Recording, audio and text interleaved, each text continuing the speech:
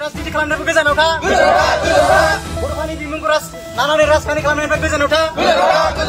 बर'फोरनि बिमुंखौ लानानै राजखान्थि खालामनायनिफ्राय गोजानाव था बर' कुमारदे हुसियार बर' कुमारदे गो बेक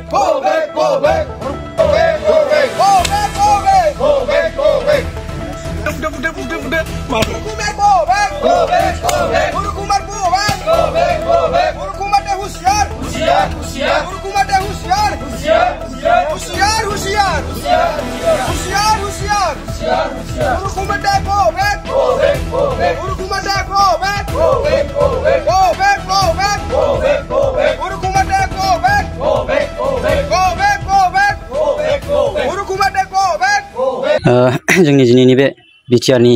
EM बिथां अरुप कुमार दे बिथांनि जे मुसुखा सावनाय हाबाफारि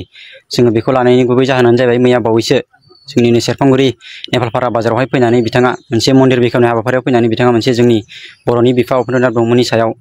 एबा बिनि बिमुंखौ लानानैहाय बिथाङा मोनसे राजखान्थियारि खोथा बुंदों। दा बे खोथा बुंनायाव जोंहा रामफलबेल हालामनि लाइमोनफोरा जोबोद दुखु मोनदों, जायनि थाखाय जोङो दिनै बे मुसुखा सावनाय हाबाफारिखौ लादों। जोंहा बेयाव बिथाङा राजखान्थि गेलेनायाव जोंहा जेबो बादा गैया, नाथाय जोंनि हारिनि बिफा जाय उपेन्द्रनाथ ब्रह्म बिथांनि मुंखौ लानानै जे बिथाङा इलेक्सन गेलेनो नागिरदों एबा राजखान्थि खालामनो नागिरदों, दिनै जोंहा बेवहाय जोबनो गैयै दुखु आरो जोंहा बेवहाय खुद्रिसारनाय दङ। दिनै इयुनाव बिथांमोन बायदिया दिनै उपेन्द्रनाथ ब्रह्म आरो बिथांजों जोंनि हारिनि एबा बड'लेण्ड मुभमेन्टआवहाय दिनै बिथांमोना ओंखारफायाखै, जायनि थाखाय बिथांमोना दिनै बिथांनि मुंखौ लानानैहाय दिनै इलेक्सन गेलेनो एबा राजखान्थि खालामनो दिनै बिथांमोना जेबो मोन्थाय गैया। जाय हारिनि बिफा बियो जोंनि मोनसे गोथार एबा जोंनि हारिनिनो बियो मोनसे बिफाखा, दिनै बेखौ इलेक्सन खालामनो एबा बिदिनो राजखान्थि खालामनो दिनै बिथाङा मोन्थाय गैया। आरो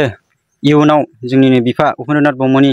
बिमुंखौ लानानै जुदि सोरबाफोर बेक्तिया राजखान्थि गेलेनो जुदि षड़यन्त्र खालामदोंब्ला बिथांमोना